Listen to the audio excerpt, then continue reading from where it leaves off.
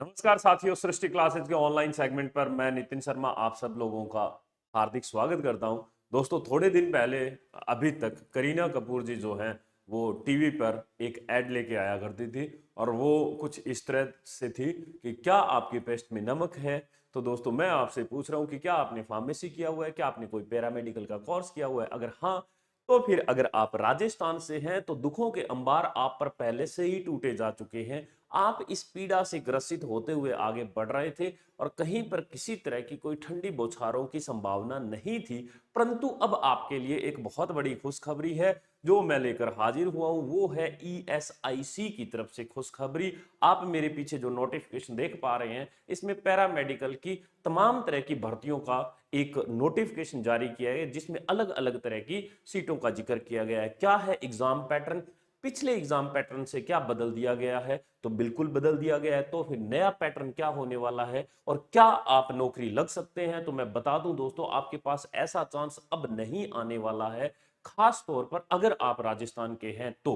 क्योंकि राजस्थान वालों के साथ मेरी ऐसा नहीं है हमदर्दी, इस वजह से है कि मैं राजस्थान से हूं। राजस्थान के फार्मासिस्ट के साथ मेरी हमदर्दी इसीलिए है क्योंकि राजस्थान में लगभग 7 8 साल 10 साल बाद तो इन्होंने वैकेंसी निकाली और वो भी मेरिट बेस पर कर दी। तो जिन बच्चों में, जिन विद्यार्थियों में अपना टैलेंट, अपना हुनर दिखाने की क्षमता थी, जो परसेंटेज उनके कम थे परंतु उनमें नॉलेज बहुत था, तो दोस्तों उनके हाथ से मौका अभी अभी चला गया। 3,000 के लगभग पोस्टें आई थी, वो मेरिट बेस पर डायरेक्ट कर दी गई परसेंटेज के आधार पर।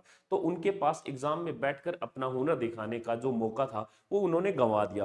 परंतु सेंट्रल गवर्नमेंट की तरफ से आने वाली कोई भी वैकेंसी जो होती है वो ऐसा नहीं करती है। आप भी जानते हैं, हम भी जानते हैं। तो दोस्तों, जो आपने पिछले 2 3 साल में मेहनत की थी, अब उसको सही मोड़ देने का समय आ गया है और एक बार फिर कमर कस लीजिएगा। एक बार फिर फार्माकोलॉजी, फार्माकोग्नोसी, फार्मास्यूटिक्स, ये सारे सब्जेक्ट आपको पढ़ लेने हैं अगर आप चाहते हैं कि भाई हमारी तरफ से आपको पढ़ाया जाए। तो दोस्तों, एक हमारी सृष्टि क्लासेस की ऐप है, लोगो आपके इस लेफ्ट साइड में दिख रहा है। प्ले स्टोर पर जाइए और वहां से डाउनलोड कर लीजिए और कमेंट बॉक्स में बता दीजिए कि क्या आपको अगले 10 15 दिन में ये कोर्स जो है वो प्रोवाइड करवा दिया जाए। हम बिल्कुल शॉर्ट एंड स्वीट पढ़ाने में इच्छुक रहते हैं। तो दोस्तों, आगे बढ़ते हैं। और शॉर्ट एंड स्वीट कैसा? सिर्फ एग्जाम ओरिएंटेड माल पढ़ना होता है, हमें फालतू कचरा नहीं पढ़ना होता है। यूं तो लोगों ने पीएचडी कर लिया साहब एक एक मेडिसिन पे, उससे फर्क नहीं पड़ता, सिलेक्शन होना चाहिए हमारा। तो सिंपल सी बात है। हम देखते हैं कि नोटिफिकेशन क्या कहता है आखिरकार।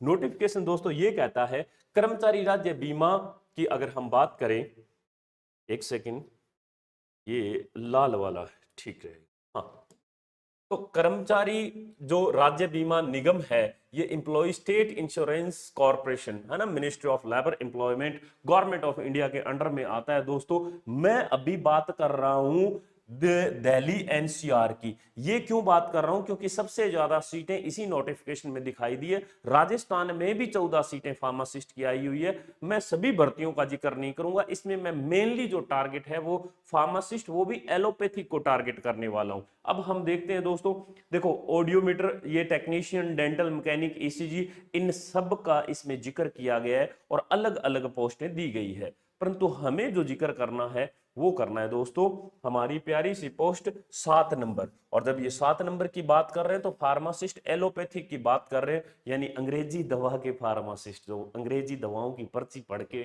और फिर अपने मेडिकल हाउस से दवाइयां दे देते हैं। आयुर्वेदिक वाले अलग है, होम्योपैथी वाले अलग है ना, ये भी दोनों फार्मासिस्ट अलग अलग है। इसमें कुल जो है अनरिजर्व्ड की अगर बात करें तो 30 सीटें हैं दिल्ली एनसीआर में। अच्छा, नंबर 1। उसके बाद दोस्तों अनरिजर्व्ड में अगर इतनी है तो आप मेरे इस स्क्रीन पर देख पा रहे हैं 30 के अलावा, 30 के अलावा दोस्तों,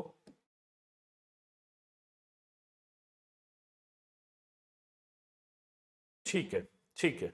तो अगर फार्मासिस्ट की बात करें तो 30 इसमें अनरिजर्व्ड की है, एससी की 17 है, एसटी की 10 है, 27 ओबीसी की सीटें हैं और दोस्तों ईडब्ल्यूएस की 7 है। मैं यहां पर आपको एक चीज मेंशन कर देता हूं, अनरिजर्व्ड और ईडब्ल्यूएस के लिए एज रिलैक्सेशन किसी भी तरह का नहीं है। आगे चलकर हम बांचेंगे ये भी पर्चा।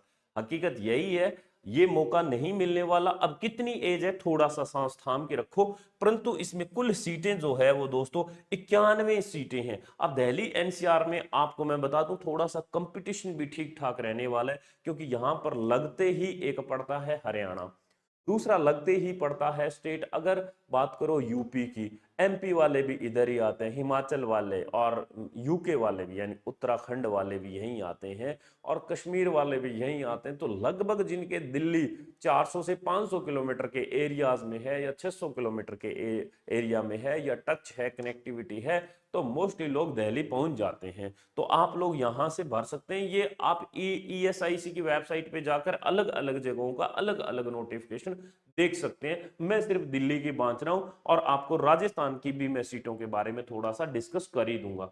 अब मैं आपको बता दूं यहां पर राजस्थान में जो है अनरिजर्व्ड की 9 सीटें हैं। राजस्थान की बात करें तो दोस्तों 9 सीटें हैं, और कुल अगर बात करोगे तो राजस्थान में 14 सीटें हैं। क्या करना होगा, कैसे करना होगा, क्या हम इसमें सिलेक्ट हो पाएंगे, क्या नहीं हो पाएंगे, इन सब चीजों के बारे में चर्चा करते हैं दोस्तों। अभी हमें थोड़ा सा इसमें आगे बढ़ना है। अभी देखो, ठीक है, तो अभी इसमें कुछ है नहीं बहुत ज्यादा। अब इसमें से इन्होंने कुछ फंक्शनल रिक्वायरमेंट और सूटेबल कैटेगरीज के बारे में दे रखा है, ये हमारे काम की चीज नहीं है। सीटों के बारे में मैं बता चुका हूं, 91 दिल्ली में है, और बात करें 14 राजस्थान में है। तो आगे हम देखते हैं दूसरा। देखो, ये मैं एज की बात कर रहा हूं, मैं यहां पर फिर पहुंच गया हूं दोस्तों। ये जो है फार्मासिस्ट एलोपैथी में है ना, और इसमें आप लोग क्या देख पा रहे हैं, एलोपैथी में लेवल 5 है इनका, और 29,200 से लेकर 92,300, यानी लग लगा के सही टाइम पे जैसे ही आप एंट्री करोगे तो 48 से 50,000 रुपया आपके हाथ में आना शुरू हो जाएगा। अच्छी बात ये रहेगी।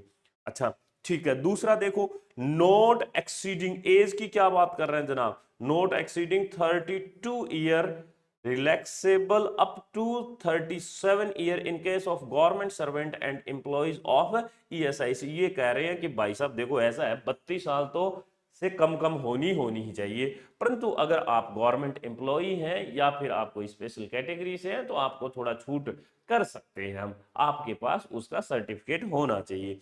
दूसरा, इसमें मिनिमम क्वालिफिकेशन देख लीजिएगा, pharmacy senior secondary with diploma in pharmacy from recognised institute and qualified registered as pharmacist under pharmacy act 1948।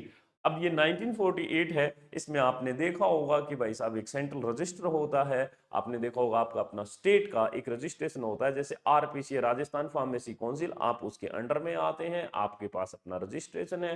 Degree होते ही आपने वो कागज जमा करवाए होंगे। जो नए बच्चे हैं अगर वो नहीं करवा पाए हैं तो जितना जल्दी हो उसके अपना लाइसेंस नंबर ले लीजिएगा, उसके बाद आप अप्लाई कर सकते हैं। ये था अभी तक इसका मामला। अब हम आगे बढ़ देते हैं। अच्छा, इसमें देख लो एज एज रिलैक्सेशन वाले में क्या है कहानी। ये कह रहे हैं कि अगर आप SC ST कैटेगरी से हैं दोस्तों तो आपको 5 साल की छूट मिल जाएगी, ओबीसी कैटेगरी से हैं तो 3 साल की छूट मिल जाएगी, और इसमें अगर फिजिकल हैंडीकैप की बात करें तो ये इनमें अलग अलग दे रखा है, 10 13 15 SC ST वालों में। परंतु तारीख क्या है, ये देखो 30/10/2023 लास्ट डेट है एग्जाम की। तो अगर इसकी एग्जामिनेशन फॉर्म की, सॉरी, ये फॉर्म की लास्ट डेट है, इससे पहले पहले आपकी 32 वर्ष उम्र जो है कम होनी चाहिए। कहीं ऐसा ना हो आप इससे पहले ही 32 वर्ष क्रॉस कर गए हो। बहुत सारे ऐसे हैं जो लपेटे में आ गए हैं इस मामले में, क्योंकि मैं आपको बताता हूं पिछली बार जब इसकी वैकेंसी हुई थी तब दोस्तों उम्र 33 साल इन्होंने कही थी, है ना, 33 ईयर तक भर सकता है। इस बार आप 33 वाले नहीं भर सकते, ओनली 32 वाले भर सकते हैं। एग्जाम पैटर्न भी चेंज कर दिया गया है इस बार। मैं आपको बताता हूं कैसे चेंज हुआ है, क्या चेंज हुआ है। अगर दोस्तों आपको ये हमारा वीडियो अच्छा लग रहा है, आपको देखो एक फार्मासिस्ट हूं मैं, तो मेरा ओबियस है कि मेरा एक रहता है जुड़ा फार्मेसी भेषज विज्ञान के प्रति, क्योंकि मैंने 4 साल पढ़ाई इस चीज की है। पर मैं पिछले 6-7 साल से मैं अभी जो है आर्ट्स वाले डिपार्टमेंट में यानी जीके पढ़ाता हूँ, जीके पढ़ता हूँ, और भी बहुत सारी अलग अलग तरह की प्लेलिस्ट मिलेगी, करंट अफेयर के, जियो पॉलिटिक्स के मुद्दे लेके आता हूँ। तो आपसे तो ये गुजारिश कर ही सकता हूँ मैं, आप तो घर के परिवार के अपने आदमी हो ना, कि ये जो चैनल है ये 10 20 50 लोगों तक पहुंचा दो, स्टेटस लगा दो, पता चल जाएगा लोगों को, इससे हमारा थोड़ा चैनल ग्रोथ हो जाएगा। यही तो है आपका अपनों का आशीर्वाद से होगा ना। तो कर दो सब्सक्राइब। अब अच्छा देख लो क्या है इसमें, हम क्या कह रहे हैं कि ये तो चलो ठीक है, हो गया हमारा एज रिलैक्सेशन वाला। दोस्तों इंपॉर्टेंट बात देखो, हाउ टू अप्लाई, ये ना आपका काम है ना हमारा काम है, ये ई मित्र वाले भैया का काम है। उनको जाके ई मित्रा वाले भैया को कहना, भैया जी हमें फॉर्म भरना है, वो कहेगा 4.5 3.5 का ये ले आना, एक फोटो सिग्नेचर ब्लैक, और फिर वो एक जगह लिखाएगा आई फलानिया Singh hereby declare that, आप हाथों से लिख कर ये मतलब फलानिया सिंह मतलब आपका नाम, और आप स्कैन करके उसमें अपलोड कर दो, उसको संभाल के रखना। मैं फिर कह रहा हूं ये सारे जो भी आप डॉक्यूमेंट दो, इनकी एक एक कॉपी आपके पास होनी चाहिए, और ओरिजिनल तो होगा ही होगा, साथ में इसको संभाल कर रखना, कल को ज्वाइनिंग के टाइम चाहिए होगा ये सारा का सारा मामला, ठीक है। ओके दोस्तों चलते हैं फिर आगे, हम देखते हैं सबसे पहले कि भैया इसमें फीस कितनी लगने वाली है। तो SC ST के लिए 250, बाकी ऑल अदर कैटेगरी के लिए 500 रुपया है। हम इसमें भी फालतू में हम टाइम बर्बाद नहीं करेंगे, बात करने वाली है वहां पे करेंगे। देखो ये डॉक्यूमेंट स्कैनिंग अपलोडिंग क्या ख्याल रखना है, ई मित्र वाले भैया को जो आप पे करोगे ना पैसा, जितना पैसा आप उनको फॉर्म भरने का पे करोगे, वो ख्याल करेंगे, इन बातों का हम थोड़े नहीं करेंगे। चलो अब दोस्तों एक और नया इसमें ये दे रखा है सेंटर एग्जामिनेशन टाइप में, इसमें कुछ एक चीजें ऐसी बता रखी है जिसमें आपको कुछ एक गाइडलाइन दिखाई गई है कि भैया ऐसा है कि एग्जामिनेशन हॉल में कोई नकल वकल मत लेके जाइए, कहीं फंस जाओगे और फालतू में नौकरी लगने से वंचित रह जाओगे, कई बार ऐसा होता है। परंतु यार मैं सोचता हूँ कि क्या ही तो कोई फार्माकोलॉजी की और फार्माकोग्नोसी की स्टैटिस्टिक्स की एनालिसिस की क्या कोई नकल लेके जाएगा। ऐसे वो सब्जेक्ट है, एक दिन मुझे किसी ने दर्शन शास्त्र के विद्यार्थी ने मुझसे पूछा कि भाई साहब दर्शन शास्त्र हमारा भी ठीक ठाक ही है, तो उन्होंने पूछा, बोले कि इस दुनिया का सबसे बड़ा कॉम्प्लेक्स सब्जेक्ट दर्शन शास्त्र ही, क्या ईश्वर है कि नहीं, इस बात का जवाब नहीं मिला, विज्ञान सही है कि नहीं, इस बात का सबसे बड़ा कॉम्प्लेक्स सब्जेक्ट।